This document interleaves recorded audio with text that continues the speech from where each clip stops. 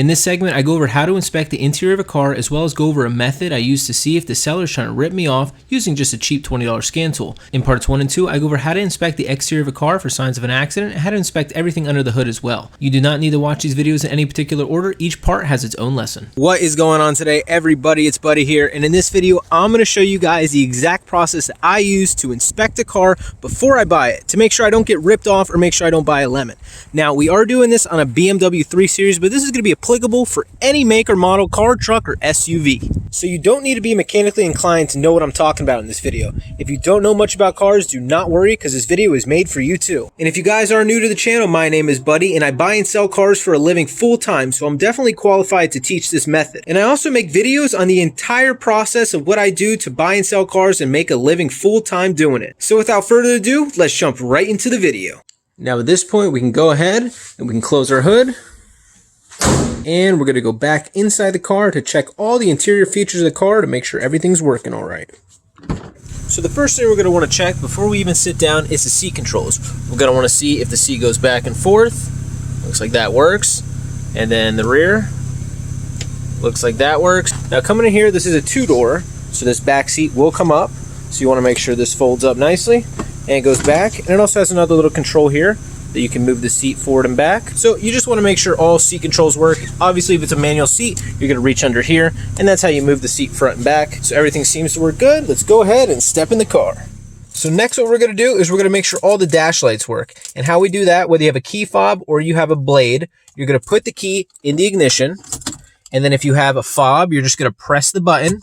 And usually that lights up all the dash lights and make sure everything's working. As you can see, they all lit up. And we're going to go ahead and start it so we don't kill the battery. Now, if you just have a blade, you're going to stick the blade inside the key port and you're just going to turn it. You're not going to turn it and start all the way up. You just want to turn it and you're going to see all those lights come on. You want to make sure all the lights come on. If one doesn't, the bulb might be out in the back. And if you have a check engine light bulb that's out and you get a check engine code, you might not even know something's wrong with your engine, and that could be bad in the future. So now that we checked all our dash lights are working, we're going to come down here and we're going to check our brake pedal. You want to kind of press it nice and firm. You want to make sure this thing feels firm. You don't want it to be squishy, and you definitely don't want it to go all the way to the floor. This seems to have nice brake pressure, so that's good. Now you also want to come down here too.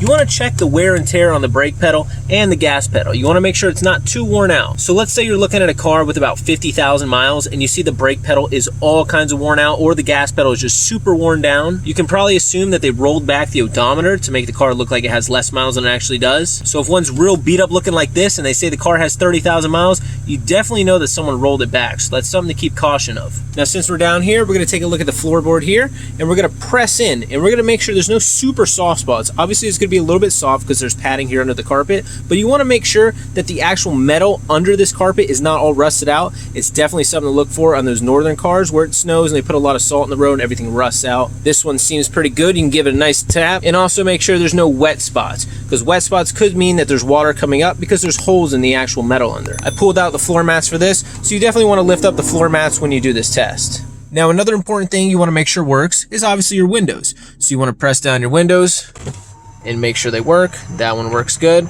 Make sure they roll up, and this one's rolling up nice and fast, so you know the motor's really good in there. And we're going to press the other side. And it looks like that one's working perfect as well. Now coming back, most cars do have an electric side mirrors, so we're going to want to see if those work as well. And it looks like our side mirrors are working perfect. And we're going to flip the little switch here, and we're going to test out and make sure the other side mirror works. And it looks like both side mirrors work great. Now we're going to test our power locks. Now most cars have their power lock here, but my power lock button is going to be right here. So we're going to press this button and make sure our locks work. And on the driver's side as well. And the locks are working great. Now something that's commonly overlooked is the AC control module. So we go down here to our AC controls. We want to make sure everything here works. So we're going to start here by turning it on, and we want to make sure that the blower motor resistor works. So we're going to turn it up. And that works perfect. And obviously you want to make sure the AC is blowing cold, and you want to make sure the AC button is on when you do test and see if the AC is blowing cold. And we also want to make sure our AC blend door actuators are working. So we're going to change it here from the vents, and we're going to go and we're going to put the air on the windshield for defrost. So we want to make sure it changes over, and you guys just heard it change over here to the air coming on the windshield. So we'll go ahead and turn that off. And then we're going to come over here, turn this up a little bit. We want to make sure the AC blend door actuator for our feet is working. So we're going to press the feet button. And I feel the AC on my feet, so that's good. So we'll turn that off, and we're going to do it so it blows straight in our face. We should hear it come straight out the vents now. All right, perfect. So that all works. And the reason we want to make sure the AC blend door actuator works is because, one, it's very expensive to fix because they got to rip out all the dash parts here. It's way tucked back in there. It can get really pricey really quick. And two, you want to make sure your defrost works because if you have a frosted up windshield, you definitely want your defroster vents to work. So everything checks out here on our AC control module. So next we're going to move over here to our radio. So obviously you want to test the sound. You want to turn it up, turn it down, make sure the speakers aren't cracked, and make sure all the functions here on the head unit work. Now something to look out for, this is an aftermarket head unit. So what you definitely want to check is your steering wheel controls because sometimes people don't hook these up right and your steering wheel controls won't work. And you can see here, I'm pressing the volume up. This thing's not doing anything. Pressing next. Not doing anything. So the person who actually hooked up this head unit did not know what they were doing because they didn't hook up the steering wheel controls to it as well. Now that may or may not be a big deal to you, but it's definitely worth checking out your steering wheel controls and seeing if it works here on the head unit. Now something also really important to check out with your AC vents is you want to make sure that this little stopper works. You want to make sure it is blocking the air because that can be really annoying if these things are broken and you buy the car and later you find out these things don't work. Your passenger's cold, they want to turn off their AC, but it's all busted. So it's definitely good to be real thorough before you buy the car. Now another thing, you want to make sure your little vent fins work as well. You want to go up and down and also left and right. You see this one is working perfectly, but if we go over to this one, up and down works, but this thing's actually glued. So at one point this thing probably snapped off because it's not doing anything when we press it left and right. Again, not the end of the world, but it's definitely worth noticing before you buy the car. So now we're going to move our attention up here to the roof of the car. First thing we want to do, obviously we want to check out our dome lights here. This one works, and this one works. We have our sunroof control. We're going to make sure that works as well. Our sunroof goes all the way back. And it goes all the way forward. We want to make sure our sunroof tilt works as well. Looks like that works perfectly. And obviously we got our visor. We want to make sure our visor moves freely. There's no sag and there's no resistance when we try and close it. So now we're going to take our attention here to our headliner. Now you're going to want to pull down your visor and you're going to want to look here under your visor because for whatever reason, I notice on most cars, the headliner usually starts sagging right here under the visor. There's a little bit of sag here as you can see, but if we look over here, it still seems pretty tight. So there's nothing too concerning. Now, since we got our visor down, we're going to want to check out our visors. A lot of them have little lights. So as soon as you open this door, the light pops on. You're going to want to make sure that works, of course. And you're going to want to also see if your visor swings all the way open. This one works good, so we're going to go ahead and close that and close our visor. And we're going to want to stick our hand back here because this is where if there's any leaks, you're going to feel them here. And also, this is another super common spot where the headliner seems to start sagging first. So if it's wet or if there's any kind of sagging back here, you might want to look at a different car because the headliner is probably going to start hanging down. In my personal experience, headliners are kind of a nightmare to work on. So again, that's all your preference, but it's definitely something you want to keep note of. So next what we're going to do is we're going to check out all of our interior control lights. So we're going to kill our camera lights and we're going to turn this on and see if everything pops up.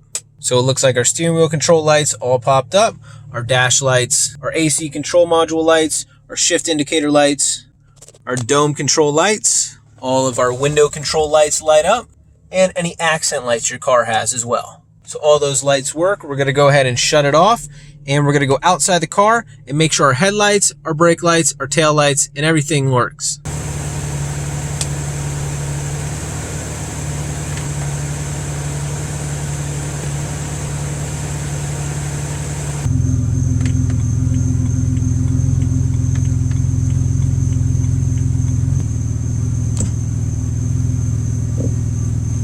Now, after we checked out all the exterior lighting, we're going to come in here on our passenger side.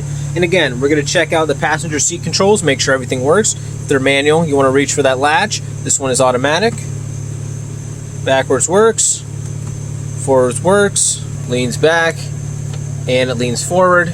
Now we're going to do the same thing here on the passenger floorboard. we're gonna go around and make sure we don't feel any soft spots, make sure we don't feel anything wet. If you do feel something wet, it could actually be the heater core, because this is where the heater core sits. You could have a leaky heater core, or like I said earlier, you could have holes in the bottom and you could have water splashing up because the rust ate everything away. But this one feels nice and dry. There's no real deep soft spots, so we're all good here. Now, since we're on the passenger side, we're gonna check out our glove box. You wanna make sure the glove box opens and the glove box closes. You definitely wanna make sure this thing's not hanging on by a thread. Sometimes older cars, everything's kind of worn out and you can tell these things are about to give out, but this one seems nice and strong. And we're gonna do the exact same thing here with the center console.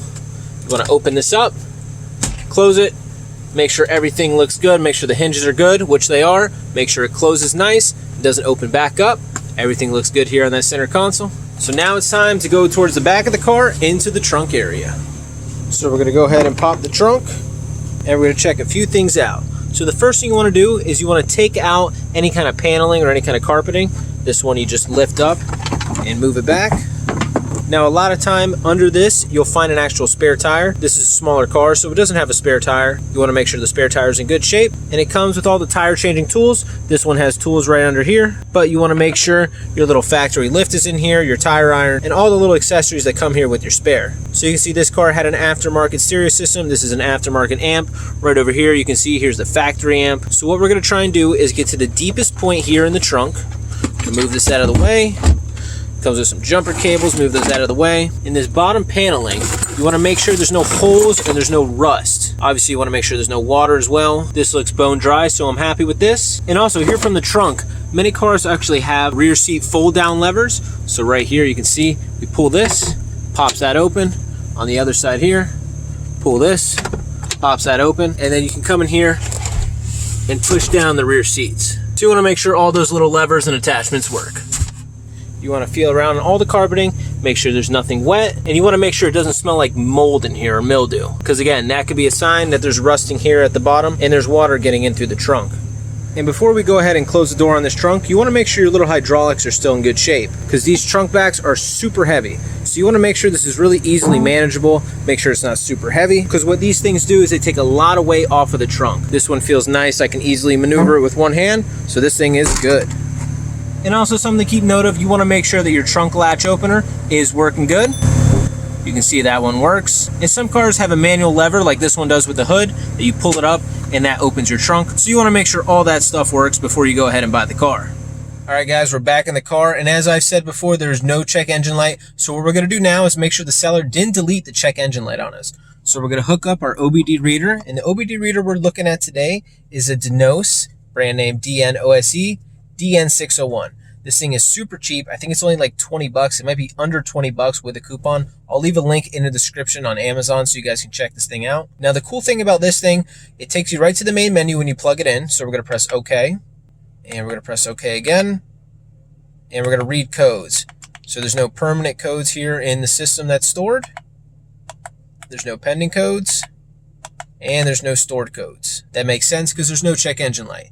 So coming back here to our scanner, we're going to go to I am Readiness. This is your emissions readiness. This will make sure that you can pass the emissions test if you do live in one of those states that requires your car to pass an emissions test. Now, the cool thing about this one, you can read since the codes were cleared. So we're going to read since the codes were cleared, and you can see right here, it says OK, OK, OK, OK, OK, OK, and OK. So there's nothing here that says bad. Now, if there's no check engine lights and one of these things says bad, it means the seller probably deleted the codes before you came to look at the car. So if that's the case and the seller deleted the check engine light before you came to look at the car, then you should definitely not buy the car, because God only knows what other issues he's trying to hide on the car. You should definitely run. It's not worth buying at that point. In part 4 of how to inspect a used car before you buy it, I'll go over what to look for when you're taking a peek under the vehicle for common mechanical issues. I'll also go over what to look for when you're test driving a used car before you buy it. So please, hit that thumbs up button to support the channel, subscribe if you want to see more detailed car videos like this one,